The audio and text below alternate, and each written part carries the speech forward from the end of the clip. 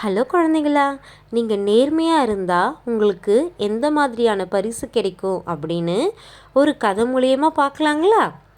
ஒரு ஊரில் ஒரு விறகு வெட்டி இருந்தாராம். அந்த விறகு வெட்டி ரொம்பவே கடினமாக வேலை செய்யக்கூடிய ஒரு மனிதராம். ஒரு நாள் அந்த விறகு வெட்டி விறகு வெட்டிட்டு இருக்கும்போது அவருடைய கோடாரி தவறி ஆற்றுல விழுந்துருதாம். அந்த விறகு வெட்டிக்கிட்ட வேறு கோடாரி இல்லாமல் அவர் ரொம்ப கவலையாக இருந்தாராம். அப்போது நீர் தேவதை அவர் முன்னாடி தோன்றி ஒரு தங்க கோடாரி அவர்கிட்ட காட்டுறாங்க. இது உங்கள் கோடாரியான்னு கேட்குறாங்க. அவர் இது என்னுடையது இல்லை அப்படின்னு சொல்லிடுறாரு. அடுத்தது ஒரு வெள்ளி கோடாரி அவர்கிட்ட காட்டி இது உன்னுடைய கோடாரியான்னு கேட்குறாங்க.